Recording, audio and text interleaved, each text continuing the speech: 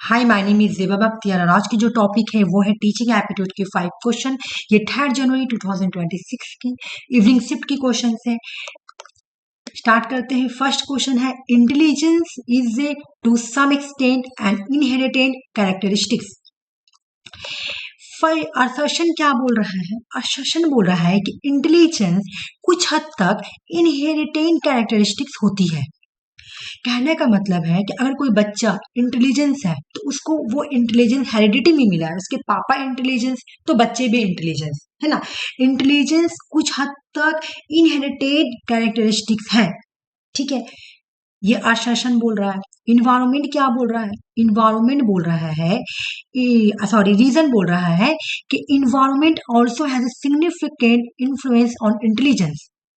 Environment का significant influence intelligence के ऊपर पड़ता है, ठीक है। इन्वायरमेंट का इन्फ्लुएंस इंटेलिजेंस के ऊपर पड़ता है, ठीक है। इंटेलिजेंस के ऊपर पड़ता है। इन्वायरमेंट मतलब क्या? एडुकेशन, फैमिली, है ना। फैमिली बैकग्राउंड कैसी है ना, ये सब क्या आपका इन्वायरमेंट है। तो क्या इसका इन्फ्लुएंस एडुकेशन से, एडुकेशन इन्वायरमेंट का इन्फ्लुएंस इंटेलिजेंस के ऊपर पड़ता है ना। एडुकेशन, आपके एडुकेशन किस टाइप की है, आप किस फैमिली से किस फैमिली से बिलोंग करते हैं, है ना। तो क्या उसका इन्फ्लुएंस आपके इंटेलिजेंस के ऊपर पड़ता है? तो बिल्कुल ये भी सही है। लेकिन आशासन एंड रीजनिंग दोनों ही डिफरेंट है, क्योंकि आशासन में, है ना, आशासन जो है ये हेरिडिटी इन्फ्लुएंस के बारे में बात कर रही है ना। जबकि रीजन जो है वो इन्वायरमेंट इन्फ्लुएंस के बारे में बात कर रही है ना। तो दोनों ही डिफरेंट डिफरेंट बात कर रही है। आशासन में हेरिडिटी इन्फ्लुएंस के बारे में बात कर रही है कि इंटेलिजेंस उस हद तक हेरिडिटी फैक्टर की कैरेक्टरिस्टिक्स होती है। जैसे फादर बहुत ही इंटेलिजेंट है तो बच्चे भी उसके इंटेलिजेंस होंगे, है ना। रीजन क्या बोल रही है कि इन्वायरमेंट का इफेक्ट इंटेलिजेंस के ऊपर पड़ता है ना। तो रीजन जो है वो इन्वायरमेंट इन्फ्लुएंस के बारे में बात कर रही है। तो दो असर्शंस कुछ और बोल रही है, रीजन कुछ और बोल रही है, तो इसलिए हमारा आंसर बी हो जाएगा। नेक्स्ट क्वेश्चन ये देखते हैं, उसके बाद हम आंसर सॉल्व करेंगे, ठीक है। सबसे पहले क्वेश्चन है कि बीएफ स्किनर ने क्या दिया था। बीएफ स्किनर की थ्योरी का नाम है थ्योरी ऑफ ऑपरेंट कंडीशनिंग, ठीक है। ऑपरेंट कंडीशनिंग किसकी थ्योरी है? तो बीएफ स्किनर की थ्योरी है। बीएफ स्किनर की जो ऑपरेंट कंडीशनिंग थ्योरी है ये एक लर्निंग थ्योरी है। ये क्या है? Operant conditioning is a learning theory, जिसको बीएफ स्किनर ने प्रपोज किया था, ठीक है। ये बताते हैं कि किस तरह बिहेवियर को सेव किया जाता है और किस तरह मेंटेन किया जाता है, ये हम लोग पढ़ेंगे, ठीक है। फर्स्ट बोलते हैं कि बिहेवियर, है ना। फर्स्ट क्या बोलते हैं? बोलते हैं कि बिहेवियर रिवार्ड और री इन्फोर्समेंट के बाद होता है वो दोबारा रिपीट होता है। जो बिहेवियर रिवार्ड और री इन्फोर्समेंट के बाद होता है उसे रिपीट किया जा सकता है, बीएफ स्किनर बताते हैं। फिर बोलते हैं नेक्स्ट कि जो बिहेवियर पनिशमेंट के बाद होता है वो कम हो जाता है ना। जो बिहेवियर पनिशमेंट के बाद होता है वो रिड्यूस हो जाता है, ठीक है। समझ में आ गया? ये बताते हैं। बीएफ स्किनर की जो थ्योरी है ऑपरेंट कंडीशनिंग, ये थ्योरी किसके थ्योरी पे बेस्ड है? तो एडवर्ड थॉर्नडाइक की थ्योरी लॉ ऑफ इफेक्ट पे बेस्ड है, ठीक है। स्किनर की थ्योरी ऑपरेंट कंडीशनिंग किस पर बेस्ड है? एडवर्ड थॉर्नडाइक का जो लॉ ऑफ इफेक्ट है उसी पे बेस्ड है, और ये बिहेवियरलिज्म स्कूल से जुड़ी हुई है। स्किनर की जो थ्योरी है ऑपरेंट कंडीशनिंग, ये जो है ये एडवर्ड थॉर्नडाइक की लॉ ऑफ इफेक्ट है, लॉ ऑफ इफेक्ट इसका एक्सटेंशन है, ठीक है। हो गया। तो ऑपरेंट कंडीशनिंग का मीनिंग क्या है पहले ये समझते हैं। Operant conditioning a process of learning in which behaviour is modified through reinforcement and punishment या और पनिशमेंट, है ना। ऑपरेंट कंडीशनिंग एक ऐसा लर्निंग प्रोसेस है जिसमें बिहेवियर को रीइंफोर्समेंट या पनिशमेंट के थ्रू मॉडिफाई किया जाता है। ठीक है, ऑपरेंट कंडीशनिंग में हम क्या करेंगे, बिहेवियर को चेंज करते हैं, मॉडिफाई करते हैं। ठीक है, लेकिन मॉडिफाई चेंज करने के हम लोग क्या यूज करते हैं, रीइंफोर्समेंट या पनिशमेंट। ठीक है, तो सबसे पहले हम देखेंगे रीइंफोर्समेंट। रीइंफोर्समेंट क्या है, ठीक है, रीइंफोर्समेंट क्या है, reinforcement increase the probability of behaviour being repeated. Reinforcement behaviour के दोबारा होने की प्रोबेबिलिटी को बढ़ाता है। ठीक है, रीइंफोर्समेंट की कुछ टाइप है, उसके थ्रू हम लोग समझेंगे। जैसे रीइंफोर्समेंट, रीइंफोर्समेंट है ना, रीइंफोर्समेंट। ठीक है, रीइंफोर्समेंट क्या है, इसके दो टाइप है। एक है पॉजिटिव रीइंफोर्समेंट, यहां बोल रहा है adding something pleasant after behaviour.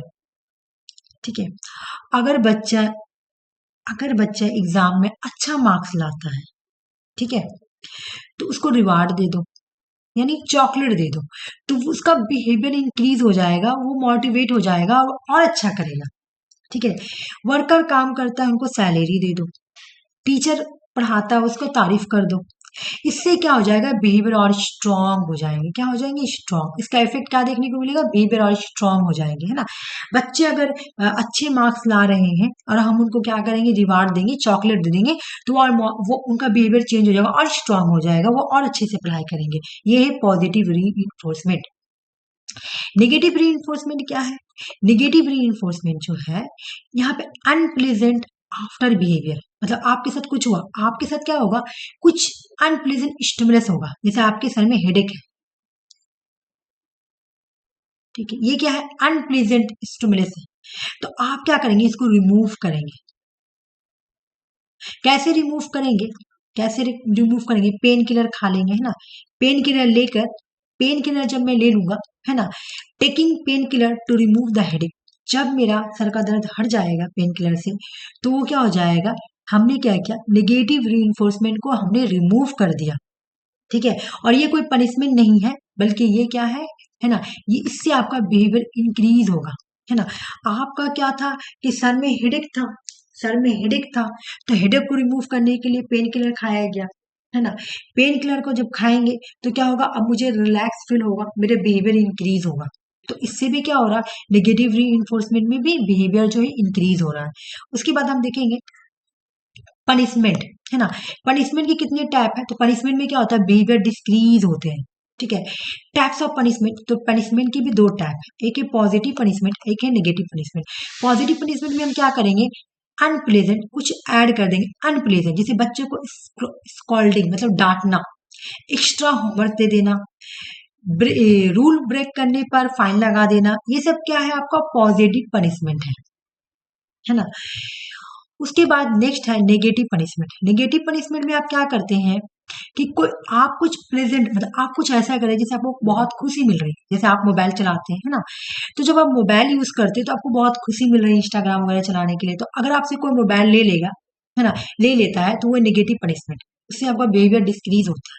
ठीक है, टीबी टाइम को कैंसिल कर देना, आपको एक प्रिविलेज मिला हुआ ना, आपको एक प्रिविलेज मिला हुआ है, और आपसे अगर वो प्रिविलेज छीन लिया जाए, वो प्रिविलेज आपसे रिमूव कर लिया जाए, तो वो क्या है, नेगेटिव पनिशमेंट। फिर आता है एक्सटेंशन, वेन री स्टॉप, यहाँ पे री जब स्टॉप हो जाता है, तो बिहेवियर क्या होता है, ग्रेजुअली डिसअपेयर हो जाता है, आहिस्ता आहिस्ता खत्म होने लगता है। ठीक है, जब री स्टॉप हो जाता है, तो बिहेवियर जो है वो ग्रेजुअली आहिस्ता आहिस्ता डिसअपेयर होने लगता है एक्सटेंशन में। ठीक है, तो एक बार हम लोग और अच्छे से समझ जाएंगे यहाँ पे कि पहले हम ये समझते हैं, हाँ, ऑपरेंट कंडीशनिंग एक बार अच्छे से समझ लेते हैं, उसके बाद आगे चलते हैं। बीएफ स्किनर ने बीएफ स्किनर ने है ना, बीएफ स्किनर ने क्या दिया था, बीएफ स्किनर ने दिया था theory theory of operant conditioning. है ना। थ्योरी ऑफ ऑपरेंट कंडीशनिंग,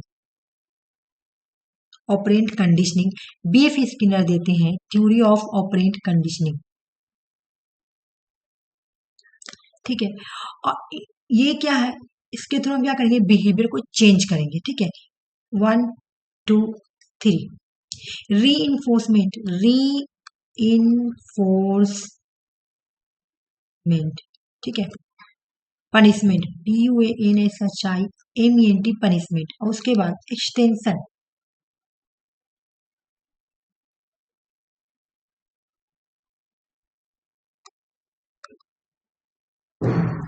यहां पर भी दो टाइप आएंगे, पॉजिटिव री इन्फोर्समेंट और नेगेटिव री इन्फोर्समेंट, है ना। नेगेटिव री इन्फोर्समेंट, यहाँ पे क्या होता है, रीइंफोर्समेंट में बिहेवियर इंक्रीज होते हैं ना, बिहेवियर इंक्रीज होते हैं।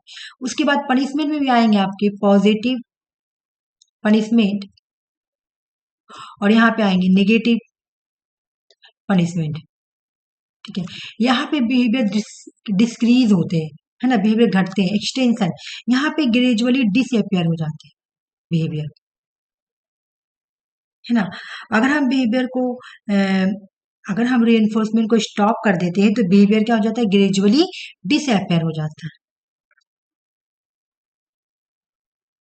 ये हो गया, ये है फ्लो चार्ट। उसके बाद हम देखेंगे कि बीएफ स्किनर जब एक्सपेरिमेंट करते हैं तो उनके जो उन्होंने जब एक्सपेरिमेंट किया था तो एक्सपेरिमेंट के लिए रैट्स एंड पिजन्स का यूज, रैट्स एंड पिजन्स को यूज किए थे। इनके ही बिहेवियर पे इन्होंने स्टडी किया था स्किनर बॉक्स के अंदर। ठीक है, रैट जो है वो प्रेस करेगा लेबर और रिसीव करेगा फूड। उन्होंने डिमॉन्स्ट्रेशन किया था और री इन्फोर्समेंट और पनिशमेंट प्रिंसिपल करके दिखाया था।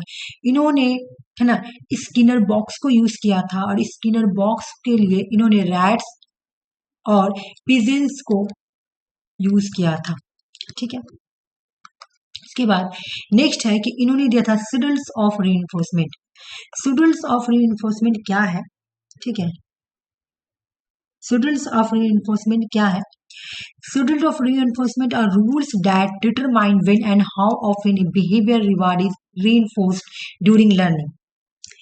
मतलब ये क्या है, इसका मतलब क्या है, इसका मतलब हम लोग समझते हैं कि शेड्यूल ऑफ रीइंफोर्समेंट वो रूल्स होते हैं जो डिसाइड करते हैं कि लर्निंग के दौरान किस बिहेवियर को कब और कितनी बार रिवार्ड या रीइंफोर्स दिया जाएगा। ठीक है, और ये जो है ना, ये ऑपरेंट कंडीशनिंग का एक इम्पोर्टेंट पार्ट है। Schedules of reinforcement operant conditioning का एक इम्पोर्टेंट पार्ट है। ठीक है, इसको भी बीएफ स्किनर ने ही डेवलप किया था। तो शेड्यूल्स ऑफ रीइंफोर्समेंट कितने हैं, तो 4 है। फिक्स्ड रेशियो का मतलब क्या है कि जब रीइंफोर्समेंट करेंगे तो एक नंबर ऑफ रिस्पॉन्स को क्या करेंगे, सेट कर देंगे, है ना, कि रिवार्ड एक फिक्स नंबर ऑफ एक्शन के बाद ही मिलता है। जैसे कि अगर जो रैट था, रैट जो है वो बॉक्स के अंदर है ना, तो लेबर को क्या करेगा, प्रेस करेगा, तो वो 5 टाइम करेगा तभी उसको रिवार्ड मिलेगा, है ना। नंबर ऑफ एक सर्टेन नंबर फिक्स कर देना, सर्टेन या फिक्स नंबर ऑफ रिस्पॉन्स। ठीक है, ये फिक्स्ड रेशियो। वेरिएबल रेशियो में क्या होता है, अनप्रेडिक्टेबल नंबर ऑफ रिस्पॉन्स। ठीक है, रिवार्ड कब मिलेगा ये फिक्स नहीं होता है। ठीक है, रिवार्ड कब मिलेगा, कभी 2 बार ट्राई करने के बाद ही मिल गया, कभी 3 बार ट्राई करने के बाद मिल गया। ठीक है ना, तो अनप्रेडिक्ट किस में आएगा, variable ratio. Fix interval reinforcement after fixed amount of time, एक टाइम सेट कर देना, है ना, एक टाइम सेट कर देना। ठीक है, क्या करेंगे, टाइम से रिवार्ड एक फिक्स टाइम के बाद मिलेगा, हो सके वीकली मिले, हो सके 2 घंटा के बाद मिले, हो सके 3 घंटा के बाद मिले, हो सके 2 दिन के बाद मिले। इस तरह का टाइम सेट कर देंगे तो इसको बोलेंगे फिक्स इंटरवल। वेरिएबल इंटरवल किसको बोलेंगे, reinforcement is a provide for the first response after very time interval. मतलब ये क्या है, वेरिएबल इंटरवल। ठीक है, रिवार्ड रैंडम टाइम इंटरवल के बाद मिलता है। ठीक है, रैंडम कभी भी आ जाएगा, रैंडमली कभी भी टीचर आ जाएगा।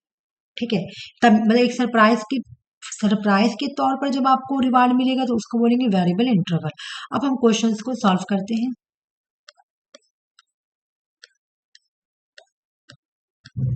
फिक्स्ड रेशियो है ना, फिक्स्ड रेशियो। तो फिक्स्ड रेशियो में क्या था, एक सर्टेन नंबर, एक नंबर को फिक्स करना है ना, एक नंबर को फिक्स कर देना, मतलब सर्टेन नंबर ऑफ टाइम, मतलब बिफोर इन्फोर्समेंट, इन्फोर्समेंट से पहले, री इन्फोर्समेंट से पहले हम क्या करेंगे, एक नंबर को सेट कर देंगे है ना। नहीं सॉरी, एक मिनट, ए का to fixed ratio, number of time है ना, नंबर ऑफ टाइम को क्या करेंगे, फिक्स कर देंगे कि इतना बार नंबर ऑफ टाइम करेंगे। तो इसका मतलब क्या है, हाँ, एक फिक्स्ड रेशियो रिस्पॉन्ड और करे certain number of time before enforcement, reinforcement से पहले नंबर को एक नंबर को है ना फिक्स कर देना है ना, सर्टेन नंबर को क्या करना, फिक्स करना, फिक्स नंबर, फिक्स्ड नंबर। एक मिनट मैं कीवर्ड लिख देती हूँ, फिक्स्ड रेशियो का मतलब है सर्टेन नंबर या सर्टेन नंबर या फिक्स्ड नंबर, ठीक है, सर्टेन नंबर या फिक्स्ड नंबर, इसको बोलेंगे फिक्स्ड रेशियो, ठीक है। नेक्स्ट है ना, नेक्स्ट है fixed interval, no enforcement is a given until certain interval of time, एक टाइम दे देना। फिक्स्ड इंटरवल का मतलब क्या है, यहाँ पर एक फिक्स्ड टाइम दे देना, फिक्स्ड रेशियो में आएगा, फिक्स्ड रेशियो में आएगा है ना, फिक्स्ड रेशियो में है सर्टेन नंबर, सर्टेन नंबर या फिक्स्ड नंबर, ठीक है। और फिक्स्ड इंटरवल में आएगा, इंटरवल है ना, में आएगा certain interval time, certain, certain या फिक्स्ड टाइम है ना, सर्टेन या फिक्स्ड टाइम।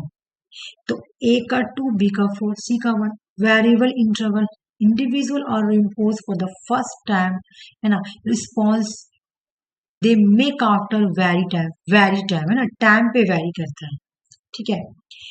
ये क्या है आपका सी का 1 कि रीइंफोर्समेंट वेरी टाइम इंटरवल के बाद फर्स्ट रिस्पॉन्स पर दिया जाता है ना, इंटरवल के बाद फर्स्ट रिस्पॉन्स पे दिया जाता है, फर्स्ट रिस्पॉन्स, फर्स्ट रीइंफोर्समेंट करने के बाद जो फर्स्ट रिस्पॉन्स हो जाएगा, यानी इंटरवल के बाद फर्स्ट रिस्पॉन्स है ना, यहाँ पर दिया जाएगा, क्या टाइम वेरी करता है यहाँ पे, रीइंफोर्समेंट है ना, रीइंफोर्समेंट वेरी टाइम इंटरवल के बाद फर्स्ट रिस्पॉन्स पर दिया जाता है, ठीक है।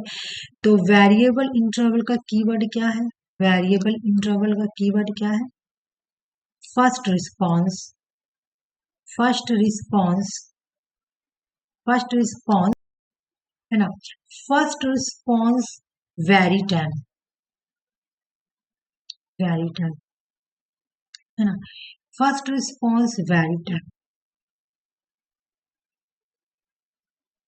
फर्स्ट रिस्पॉन्स वेरी टाइम किसमें हो गया, सी का 1। फिर डी का है द रीइंफोर्समेंट में occur after any number of response, मतलब एनी नंबर ऑफ रिस्पॉन्स का मतलब है कि रीइंफोर्समेंट तब होता है, ये अनप्रिडिक्टेबल होता है, ठीक है।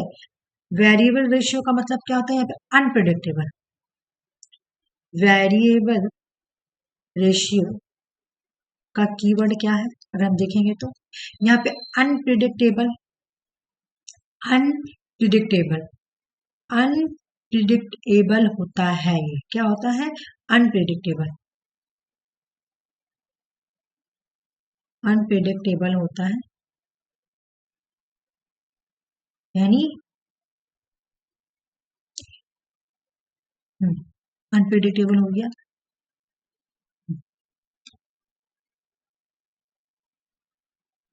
Any number of response, any number of response, कोई भी नंबर दे देगा है ना, ये अनप्रिडिक्टेबल है रिस्पॉन्स, कोई भी नंबर दे देगा, ये अनप्रिडिक्टेबल है। तो आंसर हो गया हमारा फिक्स्ड रेशियो। फिक्स्ड रेशियो मतलब reinforcement occur a fixed number of response, यानी certain number of response. Fix interval मतलब क्या, reinforcement is given only fix time interval. Variable interval का मतलब क्या है, reinforcement is provide for the first response after very time interval, है ना। और रीइंफोर्समेंट ऑकर कब होता है, ये अनप्रिडिक्टेबल होता है, यानी any number of response, any number of response या अनप्रिडिक्टेबल नंबर ऑफ रिस्पॉन्स होता है। ठीक है, सबका कीवर्ड देख लीजिएगा।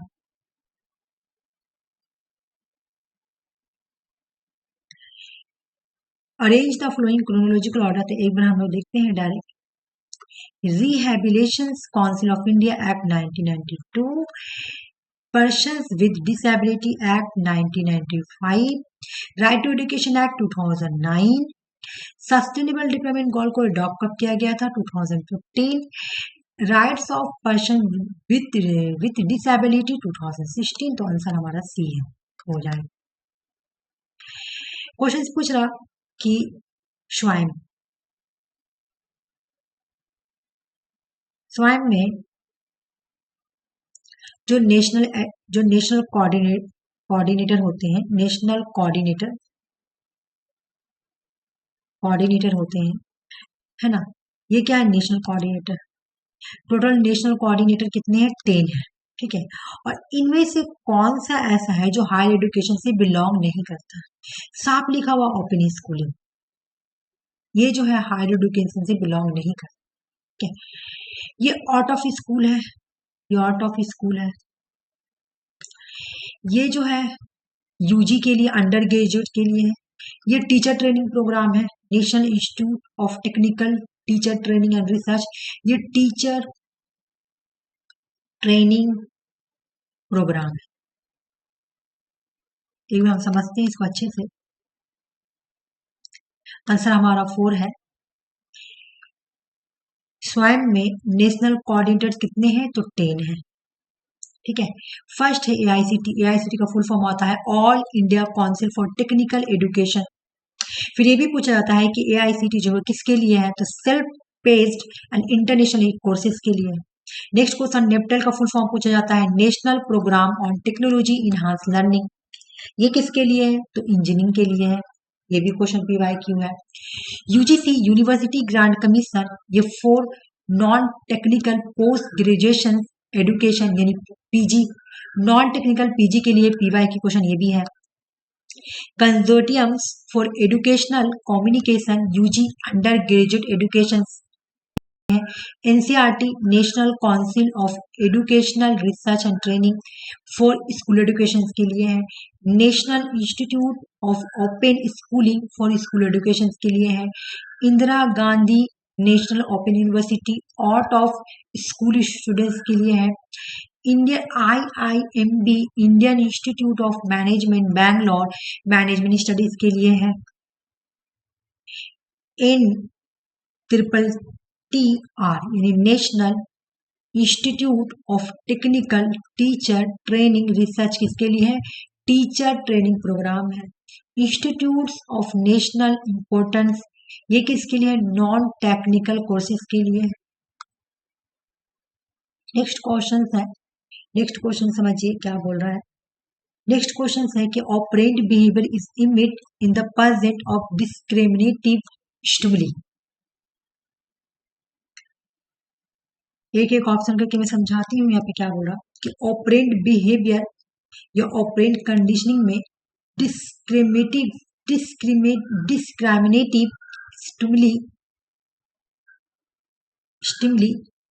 स्टिमुली के प्रेजेंट में इमिट होते हैं। ठीक है, ये सही है। ऑपरेंट कंडीशनिंग में डिस्क्रिमिनेटिव स्टिमुली, है ना, जो बनते हैं वो वो वो वो बोल रहा operant conditioning is emit in the present of discriminative stimuli. ठीक है, एक बार फिर से हम समझते हैं क्या बोल रहा है। ऑपरेंट कंडीशनिंग में बिहेवियर क्यूज, मतलब ऑपरेंट कंडीशनिंग में जो डिस्क्रिमिनेटिव स्टिमुली के प्रेजेंस में ही इमिट होता है। मैं यहाँ पे भी बता देती हूँ, ऑपरेंट बिहेवियर या ऑपरेंट कंडीशनिंग, ठीक है, के प्रेजेंस में, ठीक है, प्रेजेंस में, किसके प्रेजेंस में, ऑपरेंट बिहेवियर डिस्क्रिमिनेटली स्टिमुली के प्रेजेंस में इमिट होता है। फिर से मैं बता रही हूँ, ऑपरेंट बिहेवियर, ठीक है, डिस्क्रिमिनेटिव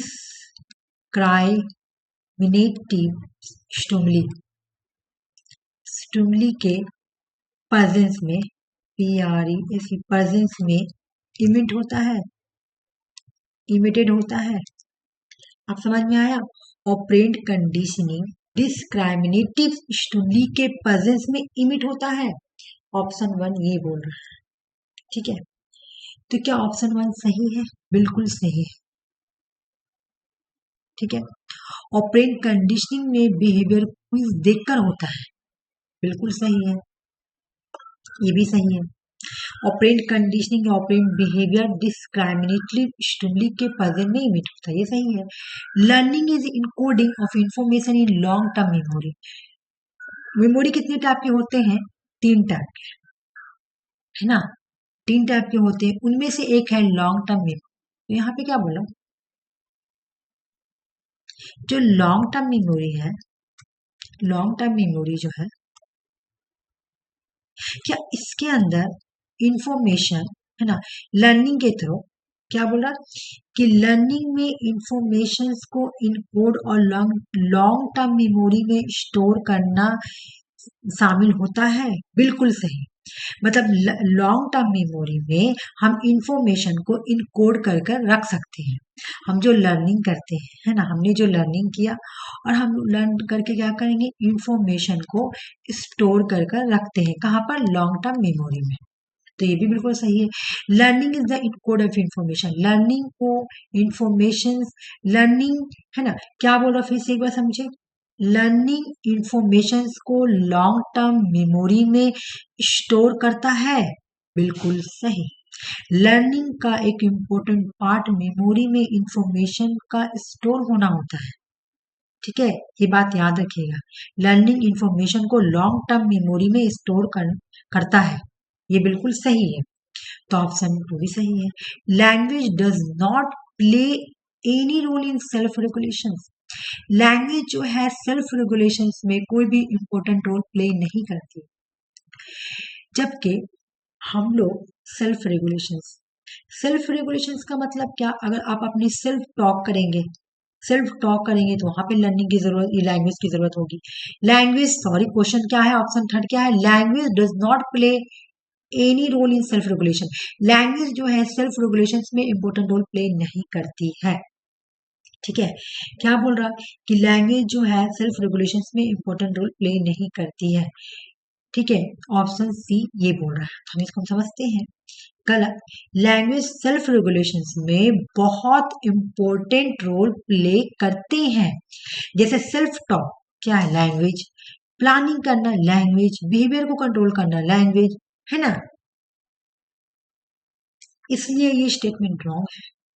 लैंग्वेज जो है सेल्फ रेगुलेशन को कंट्रोल करने में या इंपॉर्टेंट रोल प्ले करने में इंपॉर्टेंट रोल प्ले करता है, ठीक है। और यहाँ पे लिखा हो कि नहीं प्ले करता तो गलत है, ठीक है।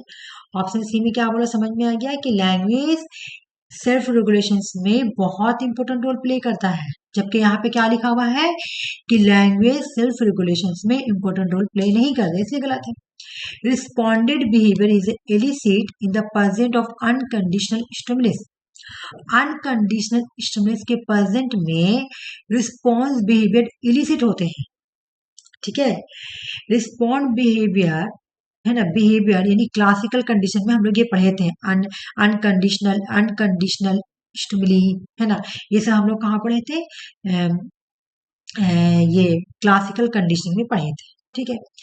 तो बोला कि रिस्पॉन्डेड बिहेवियर अनकंडीशनल स्टिमुली के प्रेजेंस में इलिसिट होता है, तो ये बिल्कुल सही है, ठीक है। क्लासिकल कंडीशनिंग में नेचुरल रिस्पॉन्स होता है, खाना देखकर कुछ मुंह में पानी आना, ठीक है, तो ऑप्शन 4 भी सही है कि रिस्पॉन्डेड बिहेवियर अनकंडीशनल स्टिमुली के प्रेजेंस में इलिसिट होता है। ठीक है, तो ये भी सही है।